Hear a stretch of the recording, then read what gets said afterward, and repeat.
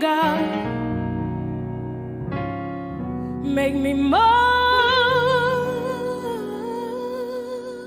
like you.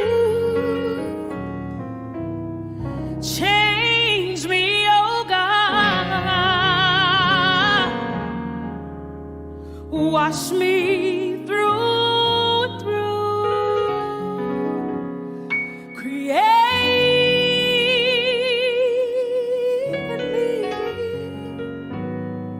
a clean heart, so that I may. Good morning and welcome to another episode of Midnight Gladness with Bishop Mack. I am your host this week, McNair, and again, for those who may have not watched last week's episode, I shared with his subscribers and viewers that Bishop Mack suddenly passed away Tuesday, February 21st, 2023. However, our family has decided we want to keep his legacy and vision going by continuing our weekly episodes of Midnight Gladness with Bishop Mack. And hopefully we can encourage people out there or just send positive energy and thoughts to everyone. So this week's episode, we want to talk about change your perspective, the way you view things, the way you look at things in life. And I'd just like to share a couple of stories with you, and hopefully I can encourage somebody to change their perspective. I'll start with this past week, we laid my father to rest. So Tuesday, February 28th, 2023 was his viewing. And as people are coming in and out, they're wishing you condolences and praying for you, loving on you, hugging on you. And I was engaged in a conversation with the gentleman. And at the end of our conversation, I said, okay, well, it was good to see you. His response to me was, better to be seen than viewed. Now, initially, I took offense to that because we were at my father's viewing and you said better to be seen than viewed. So I immediately responded, non-Christian like I might add, because I am human and I was also emotional. But I started to think about what he said later on, better to be seen than viewed. And then I thought about this week's episode of Change Your Perspective. Is it better to be seen than viewed? Because the Bible tells me in Ecclesiastes 12:7, and the dust returns to the earth as it was, and the spirit returns to God who gave it. In John 11:25, Jesus said to her, I am the resurrection and the life. Whoever believes in me, though he die, yet shall he live. John 3:16 says, for God so loved the world that he gave his only begotten son, that whosoever believes in him shall not perish, but have everlasting life. Now, my father believed in God. He was a true believer. He believed all of those things I just read. So I changed my perspective. And I don't think it is better to be seen than to be viewed. Because if you're viewing my body, that means my spirit, my soul is where it should be. And that is with Jesus. So that is just one perspective that I would like to see changed. It is not better to be seen because if you're seen, you're here on this earth and you have aches, you have pains, you have trials, you have tribulations. But when there is no more breath in your lungs, guess what? If you are a believer, you know where you're going. So there, I changed my perspective. The next thing I want to talk about is during his funeral, where we had people give reflections and, you speak about the person that is laying there. And one of the reverends, he said something that really stuck out to me. And he said, my dad was one of those who just looked at things differently. He said he would be a guy who could be laughing and his entire house just burnt down. And you would ask him, why are you laughing? What is so funny? And my dad's response would be, I'm just excited about what the next house would look like. Again, a different perspective. And the last story I want to share with you before we move on to some special videos I want to share with his viewers is for those who may know me, McNair, if you followed me on Facebook or Instagram. Last summer, I attempted to take my dad, who's an avid Boston Celtics fan, to the NBA Finals. It was Game 6 in Boston. and we had our flights booked. We had tickets for the game. We were ready to go. My dad drove up to Richmond, where I live, and we went to the airport. We sat in Richmond because there was a flight delay. Now, we had plenty of time. Our flight was supposed to leave Richmond around 10 in the morning. We were scheduled to lay over in Philadelphia, but be in Boston by lunchtime. No problem. Small delay. The game's at 7, 8 p.m. at night. Plenty of time, right? Well, we ended up sitting in the Richmond airport for hours, where we finally made it to Philadelphia with maybe 2 hours to spare, 2 to 3 hours to spare. Again, okay, little crunch time, but no pressure. And throughout this, I'm getting antsy. I'm anxious because I really want my dad to be able to witness his favorite basketball team play in the NBA Finals, which is a big deal. So we're sitting in Philadelphia, and then all of a sudden these flights are getting delayed. It's getting closer and closer to the time of the game. And throughout this entire time, all my dad kept saying is, "To God be the glory." There's a reason that it's a delay. To God be the glory. There's a reason there's a delay. Now me, again, emotional, human, I didn't want to hear that. If we're being honest, I was like, well, what could the reason be that God doesn't want us to make it to a Boston game on time? Like, what's the big deal? Is it going to be, explosion? Like, I'm not sure what he's protecting us from. And again, my dad was like, "To God be the glory." And he was just so excited. So then we get on the plane in Philadelphia to Boston, and we're on the plane. We're boarded. Doors are closed. All the flight attendants are ready to go. Pilot's on the plane.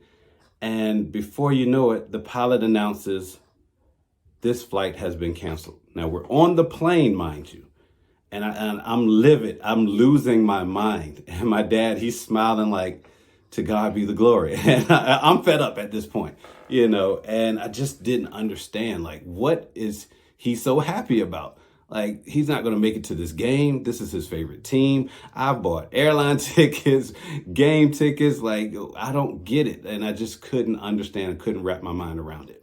So as we're driving back, again, we didn't make the game. Let me just share that. We didn't make it to the game. We had to drive back from Philadelphia to Richmond. And he was like, "Hey, let's cut the game on and listen to it." And I was like, "I don't want to listen to it. We're supposed to be in our seats watching this game live."